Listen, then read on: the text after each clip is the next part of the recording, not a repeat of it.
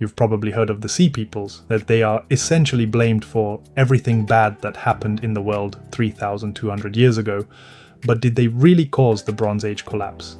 And what is the Bronze Age collapse? And who are the Sea Peoples? First of all, we need some background context. Around 3,200 years ago, something happened that wiped out the Hittite Empire, one of the 4 superpowers in the known world, burned palaces, and displaced people across ancient Greece, destroyed major ports along the Syrian coast, and forced Egypt into 2 major brutal battles. To give you an idea of the scale of this, the Hittite Empire controlled most of modern Turkey and northern Syria, and was powerful enough to be considered an equal to Egypt. And then, almost out of nowhere, around 1200 BCE, that massive empire disappeared. The first clue is that we don't actually know what caused all of this. However, the Egyptian pharaoh at the time claimed to have fought and defeated several groups that had already destroyed kingdoms to the north. Add that to the fact that archaeologists found all these burned cities dating to roughly the same time, put the two together, and you get the Sea Peoples. Now, that sounds convincing if you take it at face value, but it does not tell the full story. So let's talk about it. What could have really caused the Bronze Age collapse? The name Sea Peoples makes them sound like one nation, but they were several different groups mentioned in Egyptian records. We do not know exactly where all of them came from, whether they were working together or whether they even had the same reason for moving south. The records do not settle whether these groups were raiders, soldiers, migrants, or some combination of the 3. The Egyptian carvings show warriors, but they also show women and children traveling in ox carts, which is one reason historians disagree about what kind of movement this was. The most famous pictures are carved onto the walls of a huge Egyptian temple. They show Pharaoh Ramesses III crushing his enemies in the battles on land and at sea. Ramesses wins in every scene, which is not particularly surprising because it is his temple and his version of events.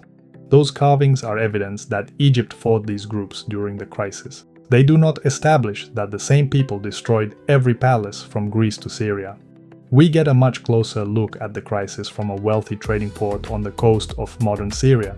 The city was called Ugarit, and it mattered because ships brought goods into its harbor before merchants carried them inland to the Hittite Empire and other kingdoms. Ugarit had a king, an army, chariots, a fleet, and the protection of the much larger Hittite Empire. However, one of its final letters says that enemy ships were burning towns along the coast. In that same letter, the king says his troops were serving in Hittite territory and his ships were stationed hundreds of kilometers away near the coast of modern Turkey. He also reports that 7 enemy ships had caused damage.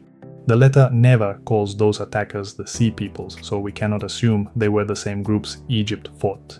It documents hostile ships and the absence of Ugarit's troops and fleet, but it does not explain why those forces had been deployed or identify the attackers. That gives our first suspect a mixed result. Egyptian and Ugaritic records document attacks, but they do not show that one coalition caused every destruction across the region.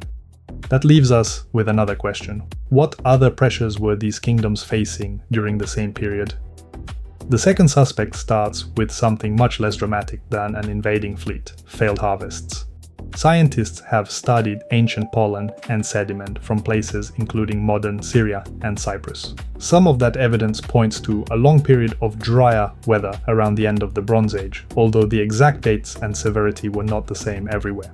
The written evidence tells us that food shortages were real. Egypt sent grain north to help keep the Hittite lands alive, while Hittite officials demanded more grain from Ugarit, even though Ugarit was struggling with shortages of its own. These sources document drier conditions and serious food shortages, but they do not give us a continuous chain from one failed harvest to one burned city. The climate evidence also differs from place to place, so we cannot assume that every kingdom experienced the same weather at the same time. Failed harvests remain a credible source of pressure because the shortages appear in contemporary records. What those records do not tell us is how much of the wider political collapse those shortages caused. The third suspect could destroy a palace without needing an army at all. The Eastern Mediterranean is an earthquake zone, and archaeologists have interpreted damage at several Bronze Age sites as evidence of earthquakes.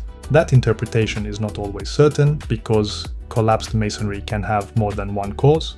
Researchers have proposed a series of earthquakes spread across years or decades rather than one enormous event. Even if that theory is correct, earthquake damage has not been demonstrated at every site involved in the collapse.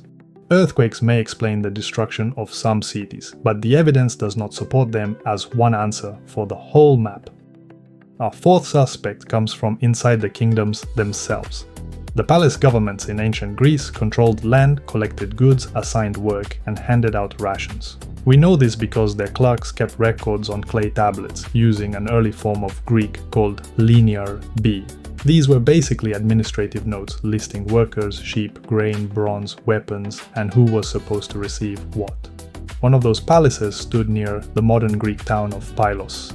Its final archive includes tablets assigning groups of men to watch the coast. A separate tablet records bronze being collected from temples for weapons. Both records suggest military preparation, but neither identifies an enemy, and they do not prove that both measures responded to the same threat. Some historians have proposed internal rebellion as an explanation for the palace destructions. That remains a hypothesis because a burned building cannot tell us whether it was attacked by foreign raiders, rival leaders, unpaid soldiers, or people living under the palace. Internal conflict is possible, but direct evidence for a coordinated regional rebellion is missing. The final suspect looks harmless because it was the thing that had made all these kingdoms rich in the first place. In 1982, a Turkish sponge diver found a Bronze Age shipwreck off the southern coast of Turkey. The wreck is now called Uluburun after the cape where it sank, and it gives us a picture of how international this world had become about a century before the collapse. The ship was carrying more than 10 tons of copper and roughly 1 ton of tin. Those metals were loaded in almost exactly the right proportions to make about 11 tons of bronze. It also carried glass, resin, pottery, jewelry, ebony, ivory, food, and objects from several different parts of the Mediterranean and the Near East. The cargo is direct evidence that goods and raw materials traveled long distances between different regions. That mattered because bronze requires both copper and tin. The wreck shows that these metals were being transported together in bulk, although it cannot tell us how every kingdom obtained its metal. Other surviving records document exchanges of grain, metal, luxury goods, diplomatic gifts, and military assistance. They show that the kingdoms were connected, but they do not preserve a complete account of what happened to every trade route during the collapse. Some kinds of long-distance trade continued after 1200 BCE. This is where the theory of a system collapse enters the story. It proposes that several failures inside a connected network can spread disruption farther than any one failure could on its own. A modern network study tested that idea using a model of Bronze Age connections. In the model, the loss of one kingdom was not enough to collapse the whole network, but certain pairs of failures could produce a wider cascade. That model shows that a cascading collapse was possible. It does not prove that one failed harvest produced one troop movement, that Ugarit's destruction created a particular shortage elsewhere, or that we know the order in which every link failed. The trade network, therefore, remains an explanation for how several crises may have interacted, rather than evidence for one reconstructed chain of events. It also explains why the collapse was so uneven. Egypt and Assyria, another major power based in what is now northern Iraq, survived as states, although neither came through the crises unchanged, while the Hittite Empire disappeared and the palace governments of ancient Greece never returned in the same form.